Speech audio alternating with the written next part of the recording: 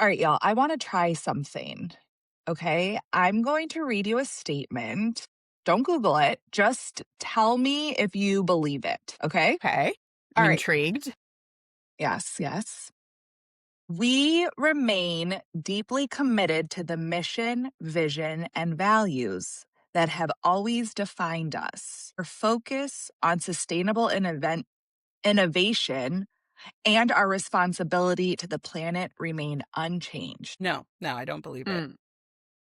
So I don't know if it's true or not. I just don't feel anything when you read it. It doesn't Exactly. mean anything to me. Sounds like that were writing it were just trying to preserve trust or generic statements just to get it out there, trying to pose with conviction. So no, don't believe Okay. it. Interesting. Because the company that wrote that statement had just lost both of its founders Mm. within a year.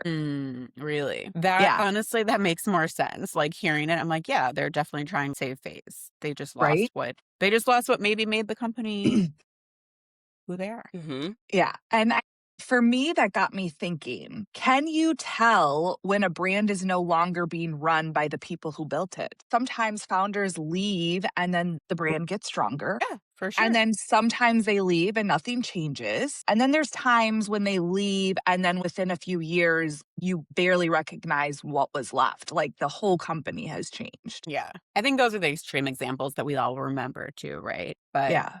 that leads us to today. We're talking about founder-led brands and what survives when the founder walks out. Okay, so the way it typically works is once a brand gets big enough, the founder becomes optional and the mission could easily be repackaged. The values may or may not be preserved, but sometimes that's where the brand gets in trouble because if the mission only lived with the founder and not in the structure, then the second they leave, the brand starts making decisions that sounds right on paper but feels off to the consumer. Right? Exactly. And that's because when the founders leave and all you have is a value statement, you don't have a brand foundation. Mhm. Those are the old rules. This is brand new rules. We're making brand new rules, taking things in a brand new direction, coloring outside of the lines and doing things our own way. All right. Welcome back to Brand New Rules. On this podcast, we break down branding, challenge outdated advice, and bring you the fresh perspective you can use, or at the very least, will make you think. I'm Christina, joined by my co-hosts, Ariana and Jasmine, and we have real conversations about what it takes to build a brand that gets noticed and how branding shows up in culture, trends, and the way people connect every day. We're also the founders of Groundfire Agency, so if you want to see what we're building beyond the mic, check us out on our website, Instagram, and YouTube. Now, let's get into it. So today we're going to talk about what happens when the person who built the brand is no longer the person leading it, and how you can tell when the mission survived the transition or when it quietly got replaced, maybe even sometimes loudly. But whether you're a founder, marketer, or someone building inside a company, the lesson is the same. A brand cannot just live in one person's head. It has to be built into the decisions, the team, the culture, and the structure. So by the end of this episode, we want you to be able to ask, if the founder stepped away tomorrow, would this brand still know who it is? That's a good one. And I think that's probably hard because the founder is filled with conviction and vision and led by their own story that really got them to build the company that's recognizable and that people have come to love. And then they build it, people came and they stepped away. And then all you're left with is maybe these people who were not connected to the beginning, right? Yeah. So then Right. where do you go from there? And how do you maintain the brand integrity from there? Yeah. And founders come in with a passion too. And they try to build the brand integrity to your point. But if it's coming just from them and there's not a culture to it, or there's not some more foundational work that can survive them, what does that look like? Yeah, I think that things have to be embedded in the processes. Yeah. We're not just speaking of what we think. We're a founder-led company here at Ground Fire. And, there is just so much vision and conviction, just so much heart tied to what we're doing. And the goal is to build this business and the ethos in it so deeply that one day when we step away to build other things that we love and care about, it exists in this space because it's in the infrastructure, it's in the bones. So much of what I feel like we are trying to be intentional with is not just, of course, communicating our visions to each other, but taking it a step further and saying, okay, how does this translate then to a process that we can maintain? I love that you brought up process because that was exactly part of my point too, is like as you're trying to grow, a lot of times founders are bigger on risk tolerance. They're like, yeah, it's my business. I can make these decisions. But sometimes they also become the bottleneck. They have the vision and the heart, and they're like, but it has to be this way. And sometimes that's not operationally the best move for an organization. Your passion and vision and heart is super important to start a company, but it might not be what sustains it.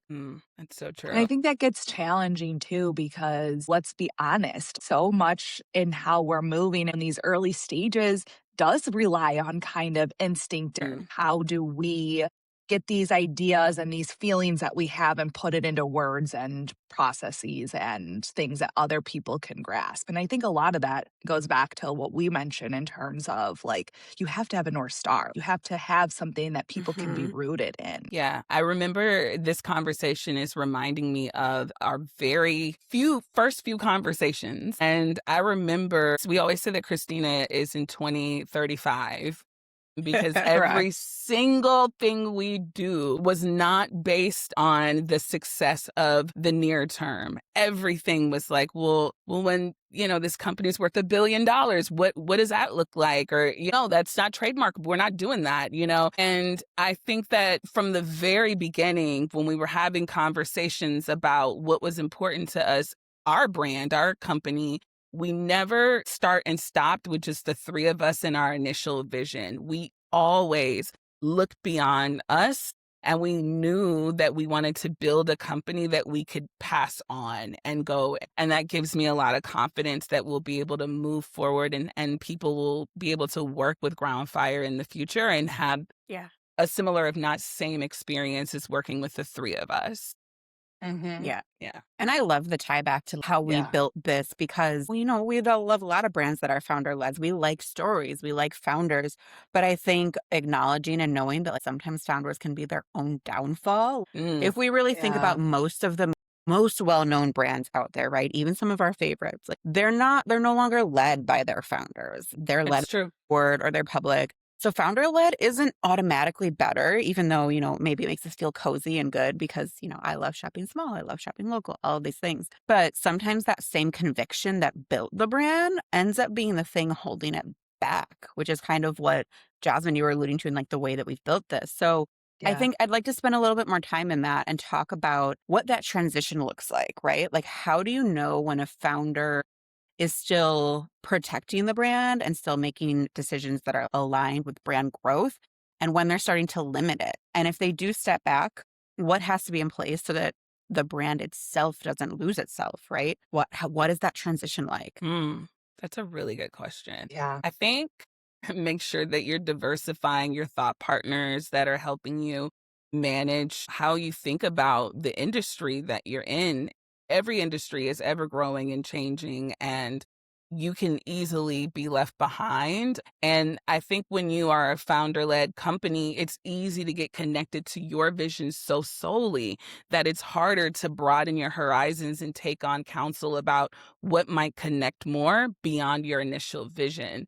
So surrounding yourself with people who challenge your thinking or the brand that you built is really important. And I think that's true of small businesses all the way up to Fortune 500 companies. But Jazz, you have to take it even, there's a step that needs to happen before that, I think, which is you have to, as the founder, be open to that. There has to be a mindset shift. I need to be open to bringing in people who can question me to help me push myself, because I think we all need that just in Yeah, general. absolutely. And I think that it is an important piece to have that because, you know, that gets that to me, that just then sparks the innovation. Yep. Yes, bring those people in and take a look at the people around you and see what they can do.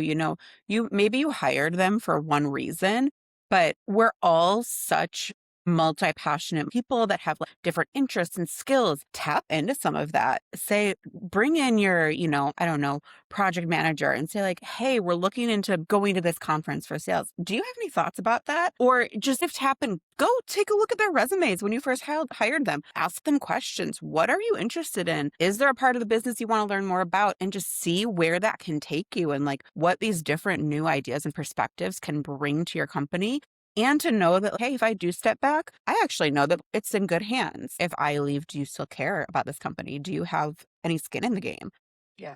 Yeah, Yeah. like at all levels too, not just the top level, because that's something that's often missed. I love that you said that because there's so many people that are sitting Often missed. often missed. Okay, underscore. Often, often, often. Often miss, because there's so many people that are sitting behind the desk that really care about the companies that they're working for. Their talents don't just center on exactly what you hired them on. And it takes a little bit of imagination, the managers or the founders, to really open up their point of view and figure out how to utilize these people for the better growth of the company. But that is often not done. Right. And it leaves a lot of innovation, to your point, Ariana, on the table. And it's unnecessary because when we're talking about making sure that the company can survive without you, not just survive, but thrive from all aspects, that is what it requires. So I love that you brought it up because it's such an important piece. That happens though when, again, somebody has a guide to look to. Your team has to know, what is the objective of the business? What is the goal here? Those things need to be defined first and foremost in order for your team to successfully go off and hit the marks in innovation and hit the marks in operationalizing these ideas. Yeah. And I think it also builds not only your brand, but it builds, we talk a lot about like your internal culture. When you bring people to have a seat at the table that they weren't hired for, they didn't expect to have, it makes them feel vested. It makes them feel important. Even if they didn't care about the company before and they're like, oh, it's a job. And then you bring them in and you ask their opinion on something that they have expertise in, they feel validated, they feel valuable. And it makes them care about like the future of your organization. Yeah, and I was about to say, and in turn, all of those things sounds to some people frou-frou and frilly, like get here, work and get your check and leave. But if you think bigger than that, Right. and if you dare to think bigger than that, what it shows for your company is so much growth without you needing to be in the room. And it builds trust from you. You're able to trust who you brought in because you see that they care about your organization enough to bring in all of these other elements of their talents to the table because you gave them the space to do so. So then what is that next step? What does a good exit look like? We've talked about building the foundation, but how can we talk a little bit about like, making that transition and ensuring that the brand stays at least somewhat true to what we've built and what we envisioned? What could that look like? Oh my gosh, so many things. Embedding the mission in our structure and not just our story. Yeah. We have the inside out framework that we approach all of our work with, but that could easily, I could see that being one of the first things that gets thrown out the door. And what would be important for us to maintain is that that's in our structure. It's not just on our website. It's not on a cute Instagram reel. It is who we are as a company. Jasmine, this is, my favorite line, but you say structure, I say contract. Get it in writing. Yeah. Get it in Or the writing. favorite, get it in writing. Yes. I don't believe you till you sign on that dotted line. Like, put it in yeah. the contract. When you're negotiating with investors or you're looking to take on outside investment, write it, That's so true. codify it, make it non-negotiable. Because anything that's not in writing, when it's no longer your business, it can go away. I was thinking about that too, Christina, because I'm thinking about like it's kind of understanding how the founder thinks and behaves in certain ways, right? So documenting what questions does a founder ask before making a brand decision, right? And when we can see, okay, what has been successful in terms of what got us here, let's jot that down and reflect on it and have that be like an anchor. Yeah, I love that so much. Such a good Definitely. practice, The even on a thought daily process basis. behind it. Yeah. Yeah. I Yeah. love it. All right. Well, let's take a few minutes to talk about some more examples. Are there any brand transitions that you can think of good, maybe good ones, maybe some they could have improved, but they weren't terrible, or some that were just absolutely awful? Any ones that you guys can think of? Yeah, I'd say for me, I'm thinking about Trader Joe's. So, one, I love Trader Joe's, but Who doesn't? two, yeah, right? The brand has had no founder involvement for nearly 40 years. I And didn't know that that. just I kind didn't of even know they were shocked. I in business know. that long. Girl, same, girl, same. Yeah. But to me, it's just shocking because the culture and the product philosophy and the like all of the employee experience, the way the stores are set up, it's just like remarkably consistent, you Mm-hmm. know? Yeah. And for me, the values got into the operation. That's what I feel like, right? Mm-hmm. Mm-hmm. That they outlasted everyone who was part of the initial build for it. I love that. Yeah. It's a great That's an example. awesome one. Oh. Yeah, for sure. One that I think is really cool and positive that's been on my mind. So on my LinkedIn, I don't know why, even on my Instagram, I have been getting Sarah Blakely stuff constantly. She's the founder of Spanx. Mm-hmm. And I don't know, I don't know where it came from. And it's all about how I built this company. Maybe it's because I'm building a company right now, right? And so the algorithm is telling me, here's how to do it mine amazingly. too. But what I didn't know is that when she exited, which I also didn't know she exited, which says a lot about how because if you couldn't tell that the brand changed when the founder exited, like it was a good exit, right? But so she True. sold after 21 years, stayed on as executive chair. And at that point when she left, she gave every employee $10,000 and 2 first-class plane tickets the day the deal closed. Oh, I heard So about this. Yeah. I Yeah, didn't know that.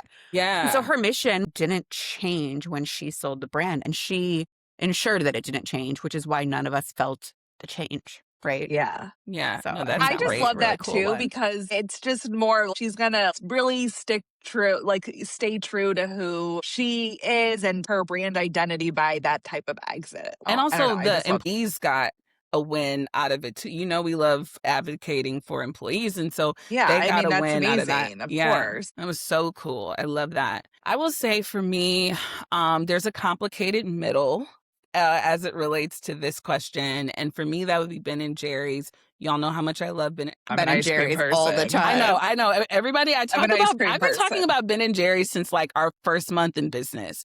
You have been. I have been. I love them so much. Ben and Jerry's, please someone send this to them. Like I would love to work with them. I'm obsessed. I really, really am. They've been on my radar. We could go on and on and on how much I love them, but let's talk about it. So the founders, who I love that because of what they initially kicked off. So they sold to Unilever in 2000 with contractual protections for their social mission, which is why I love Ben & Jerry's so much. And then for 20 years, it mostly worked. I didn't even know that the original founders weren't part of it. As we keep saying, that's when you know it's working, right? So I guess that answers the question at the beginning of this. Is it a good thing? And so they sold it. Everything's working out. You know, the activist voice lived inside of this corporate giant. Great. Then in 2024, Unilever moved to sell Ben & Jerry's, and the brand's independent board sued Unilever to block the sale. And the founders publicly backed the board against their own parent company. And it's a live legal and brand identity battle, and the contractual protections worked until they didn't. And the fight to preserve them itself and their brand story is on. Now, the reason why this is a complicated middle for me, I think it's just because it was sustained for so long. Then what happens when who you sold it to sells it to someone who's trying to get rid of the very thing that makes consumers like me so happy to purchase, you know, and be a consumer? I am rooting for Ben & Jerry's because the social mission has been done so seamlessly. And I think it's a real example of what it can look like when you operate from a lens of social good in every single layer of your business. I mean, who would have thought that ice cream needed a social good? Everything needs a social good. Everything does, and everything can, right? I mean, that's fitting. And I think that's, they got it in writing and it worked for a while. And like that, but that contract can only go so far. But if they hadn't put that in writing in the beginning, this would happen 20 years ago. Yeah, that's true. Get it in writing. Get it in writing. There's so many more we could mention. Well, I just had like 5 that flashed in my mind right now. But we do have a really interesting one that we'd actually like to dive into a bit more. Yeah. So I know we always wrap up every episode with like, here are the new rules and ask you questions to figure out what works for you. But we're spending the next couple of episodes trying out new segments, and this is one of them. So this segment is called Rebrand This. And this is where we'll take a real brand moment, name what went wrong, and talk about what, could have been fixed before the brand lost the plot. It's not going to be like a full strategy, but it'll end up just being one question that the brand should have asked sooner. And we'll talk about it. And today, dun, da, da, da, we are talking about Allbirds. So Allbirds built its brand around sustainability, merino wool shoes, sugarcane soles, environmental responsibility. The whole promise was that you could buy a better product without feeling like you were making the planet worse. For a while that worked. The brand had a clear reason to exist. Then the founder stepped back, the brand expanded, the product line got less focused, and eventually the name, product IP, and inventory were all sold off, while the company shell moved in a completely different direction. Sorry, that is such a nice way of saying different direction. But they sold their entire foot brand, their inventory, their intellectual property. Then they changed its name to New Bird AI. It's insane. Like, they were a shoe company. So they went off the deep end and direction and like changed the whole fucking company. How does that even go together? They, using the $50 million investment, they got investment. And they plan to buy high performance, low latency graphics processing units and rent them out as GPU as a service and AI cloud solutions provider. This feels like me reading the thing you did at the beginning of the episode, Ari. Like, what? Yeah. I'm sorry, you were a shoe company. Yes. So needless to say, the market reaction was kind of ours. What? So they had 0 AI products, 0 AI infrastructure, 0 AI customers. And now they are New Bird AI. So now they're an AI company. So it wasn't like the issue this caused was not founders left, brand bad. Like the mission was not protected. The mission was not structural, and it did not survive. It didn't survive new decision makers. It didn't survive new customers. It could not survive because their sustainability that they cared about so much was founder led. It was what they cared about. It wasn't what they built into their structure going forward and their exit. This is wild, first of all, because the thing is like, it's not a structural problem. It's not just a messaging problem. This is problematic all the way around, because not only was the mission not rewritten or removed or worked around, it was abandoned. And by the way, it is completely okay to rebrand. That's fine. You can do that. Yeah, we do that. You can pay us to do it. Right? Like, Perfectly growth is fine. good. Growth is a great thing. But Allbirds said sustainability was central to their business. And so the business got pressured, and then the sustainability piece was completely abandoned. That is like the opposite of environmentally sustainability. Yeah. Like, what is the worst thing we can do? It's like they went to the other side of the pendulum. Jeez. Yeah. Okay, so what would we rebuild? Okay, because before the founders stepped back, we would have asked one question. And that is, what are the 3 things that this brand can never do? Right. And then, I sound like a broken record, but then those answers need to live somewhere stronger than their brand deck. It can't just be about your values. They need to show up in your decisions, hiring, in the way that you exit. Nobody needed Allbirds to become everything they definitely didn't need Allbirds to become some new GPU as a service. But what customers wanted was they wanted it to stay itself. They bought because they liked the sustainability. And maybe that wasn't sustainable for the business. Fine. It's okay to make decisions that are good for the business, right? And it's okay to exit. But yeah, to your point, what will we never do as an organization? And where does that live so that we ensure that this brand never does that? I think even from a business perspective, what is the bottom line? What has built our consumer focus from where we started to where we are now?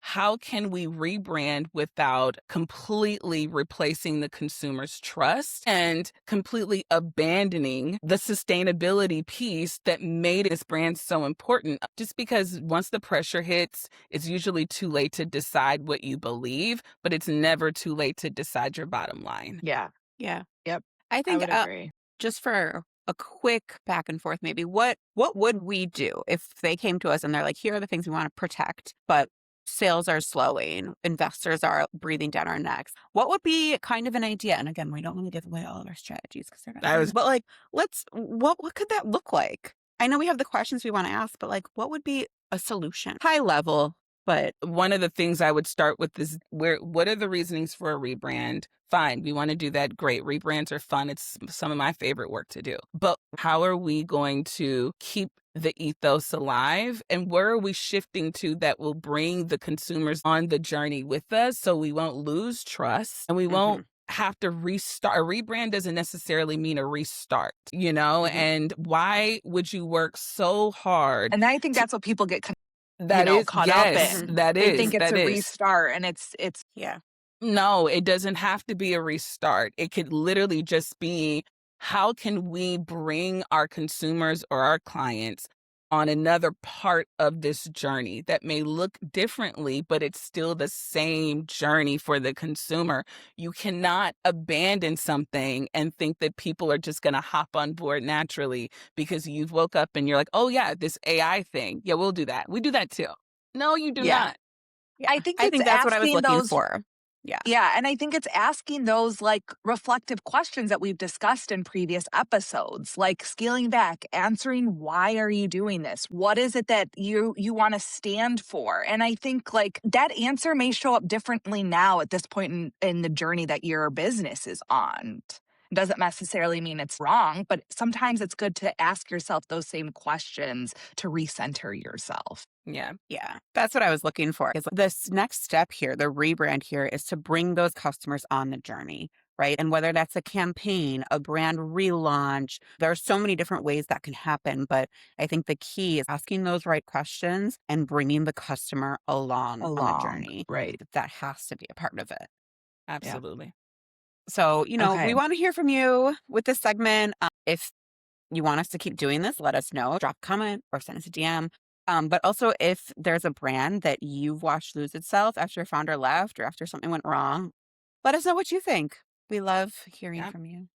Love hearing from you. All right, here's the brand new rule. A brand that can only exist with you in the room isn't a brand. It's a personality.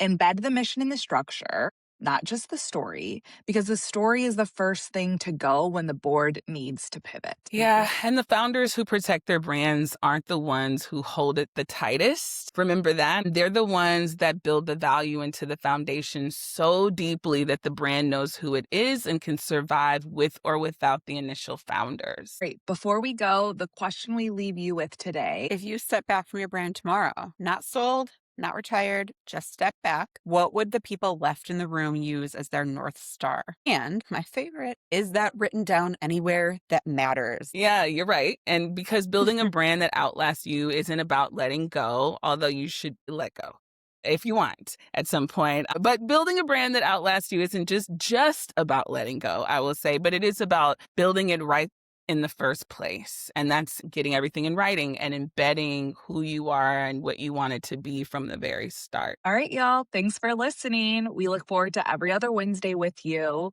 Follow Groundfire Agency on Instagram, rate us on Apple Music or Spotify, and then send this to a founder who is building something worth protecting. This is Brand New Rules.